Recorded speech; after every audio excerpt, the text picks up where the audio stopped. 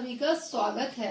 आज मैं आपको हिंदी साहित्य के इतिहास का काल विभाजन बताने जा रही हूँ।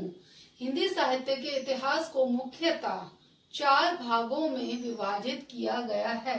सबसे पहला है आदिकाल, जिसे 1050 ईस्वी से 1375 ईस्वी तक माना जाता है।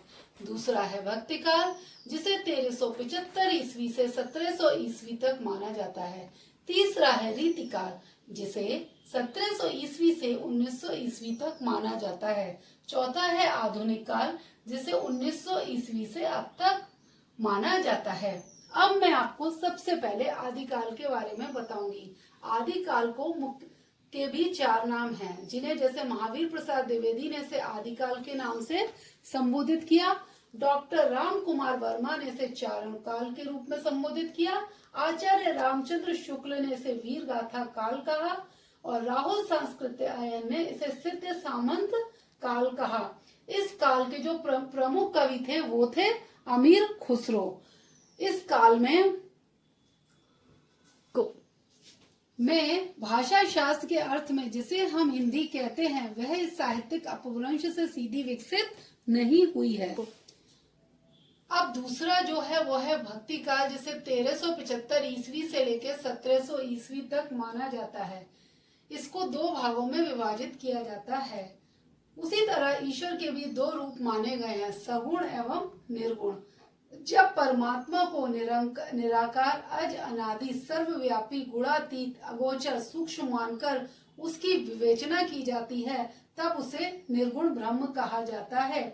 जब यही ब्रह्म सगुण साकार रूप धारण कर लेता है, नर शरीर ग्रहण कर विभिन्न प्रकार के कृत्य करता है, तब उसे सगुण परमात्मा के रूप में जाना जाता है। राम, कृष्ण आदि शरीर धारी परमात्मा के सगुण साकार रूप हैं। इसीलिए आचार्य रामचंद्र शुक्ल ने के अनुसार सगुणोपासक भक्त भगवान के सगुण और निर्गुण दोनों ही रूप को मानता है, पर भक्ति के लिए सगुण रूप ही स्वीकार करता है, निर्गुण रूप ज्ञान मार्गियों के लिए छोड़ देता है। सगुण भक्ति में जहाँ लीलावतार को आराध्य माना गया है, वहीं निर्गुण भक्ति में ब्रह्म अनुभूति पर विशेष बल देती है। अब निर्गुण के भी जैसे भक्ति काल को हमने 2 भागों में विभाजित किया, निर्गुण और सगुण। अब इसमें निर्गुण के भी 2 भाग हैं।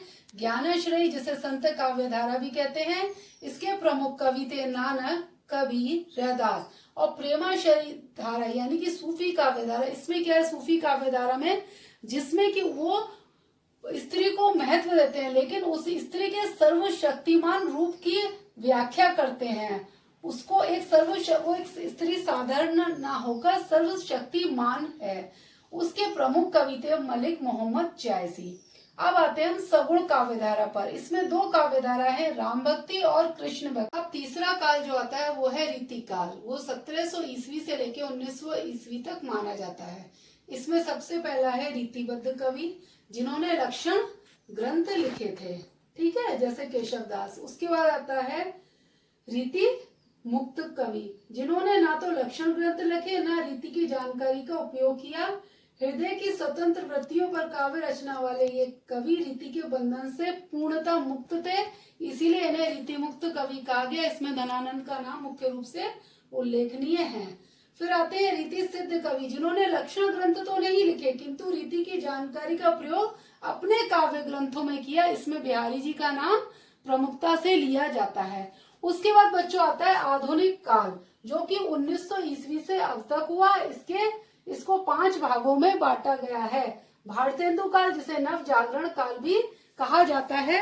दूसरा काल है द्विवेदी युग। तीसरा है छायावाद युग। चौथा है प्रगतिवादी युग और 5वां है प्रयोगवादी युग। आशा है आप हिंदी साहित्य के इतिहास को बहुत अच्छे से समझ गए होंगे।